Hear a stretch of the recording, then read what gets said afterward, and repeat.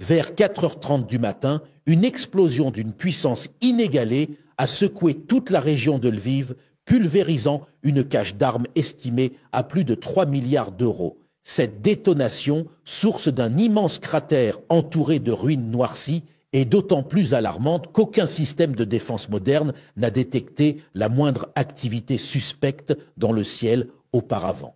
Malgré les radars sophistiqués et la surveillance incessante, les signaux d'alerte n'ont pas retenti, laissant les défenseurs complètement aveugles face à cette attaque fulgurante. Cet événement soulève inévitablement une série de questions brûlantes. Qui est responsable de cette frappe? Quel type d'arme a pu passer inaperçu? Et surtout, comment la défensive occidentale, réputée impénétrable, a-t-elle pu être contournée?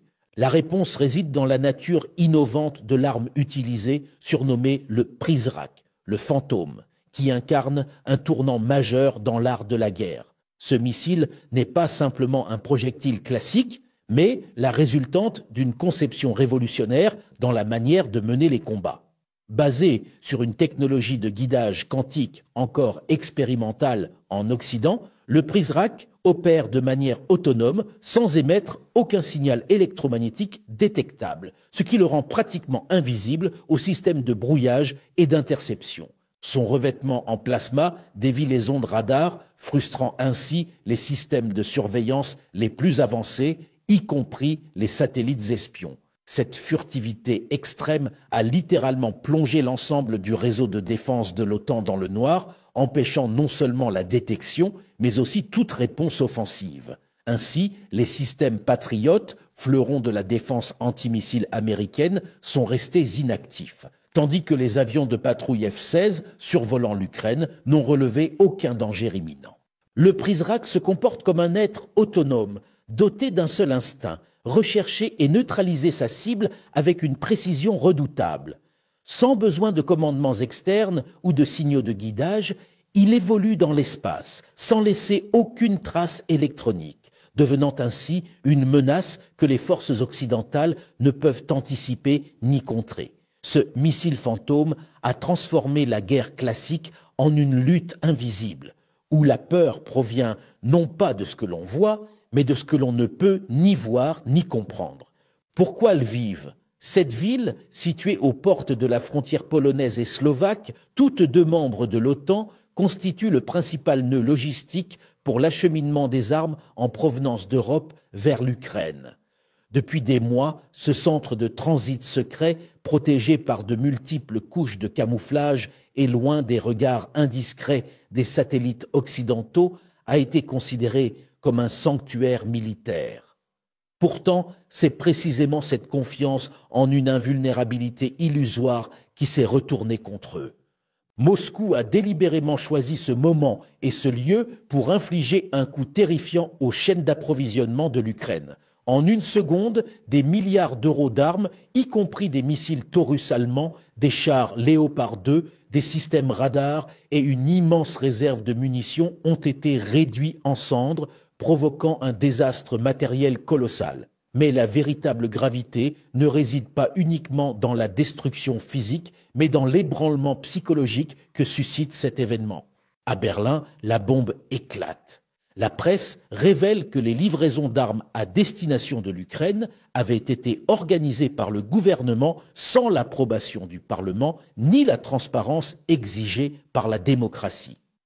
Un ministre autrefois ferme sur le soutien à Kiev se voit confronté à une vague d'indignation populaire qui accuse non seulement un gaspillage financier colossal, mais aussi une trahison de la confiance. Des manifestations grondent, des appels à la démission résonnent et le spectre d'une crise politique majeure plane sur la capitale allemande.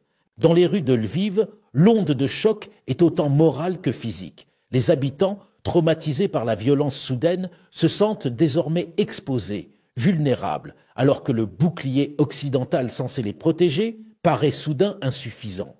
Le dépôt d'armes détruit n'est pas uniquement un symbole matériel, c'est la preuve éloquente que la sécurité garantie jusqu'ici est fragile et que les ennemis disposent d'une technologie révolutionnaire capable de la percer. Cette perte de confiance constitue un coup dur, bien plus grand que le simple poids des dommages matériels. Les frappes russes ne se limitent pas à ce coup d'éclat. Dans une stratégie d'usure maîtrisée, Moscou multiplie les attaques sur les infrastructures énergétiques ukrainiennes, plongeant progressivement une grande partie du pays dans le noir et la pénurie, menaçant l'approche de l'hiver et sapant les capacités offensives ukrainiennes liées à la mobilité et à la logistique.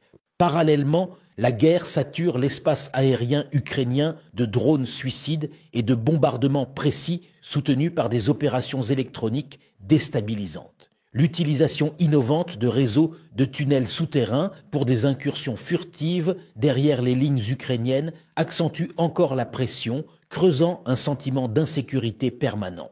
Rien n'est laissé au hasard. La bataille s'engage désormais sur tous les fronts matériels, tactiques, numériques et psychologiques. Le clou de cette offensive méticuleuse s'enfonce dans Kupiansk, où la Russie déploie une manœuvre d'encerclement en 3 dimensions, combinant assaut nord, central et sud, distillant un effet de surprise et épuisant la résistance. Face à l'avancée méthodique des troupes russes, les lignes ukrainiennes s'effritent, minées par le manque de munitions, d'équipements et d'une coordination entravée par une fatigue cumulative. Le théâtre diplomatique régional est lui aussi hautement instable. Les divisions à l'intérieur de l'OTAN ne cessent de s'aggraver, opposant les États les plus décidés, comme la Pologne, promoteur d'une ligne dure, à d'autres, notamment la France et l'Allemagne, prudents et favorables à la négociation. La position américaine elle-même vacille, oscillant entre soutien robuste et recherche d'un compromis. Soulignons également les risques liés à l'espionnage, qui déstabilise Kiev de l'intérieur avec la mise en lumière d'infiltrations russes dans les rangs ukrainiens, multipliant la confusion et l'incertitude des opérations. Cette mutation vers une guerre invisible, où l'efficacité réside dans la furtivité et la précision quasi parfaite, oblige une remise en question profonde des doctrines militaires traditionnelles. Les armées occidentales, même les plus avancées, doivent repenser leur stratégie face à ce nouveau paradigme paradoxal, un ennemi que l'on ne peut ni voir ni anticiper, mais qui frappe avec une précision chirurgicale. Les pertes humaines et matérielles en Ukraine continuent de s'alourdir, mettant à rude épreuve l'endurance morale et matérielle du pays. La question est désormais de savoir si, malgré l'aide internationale, Kiev sera capable de tenir le choc dans ce combat à long terme, fait de décombres et d'incertitudes.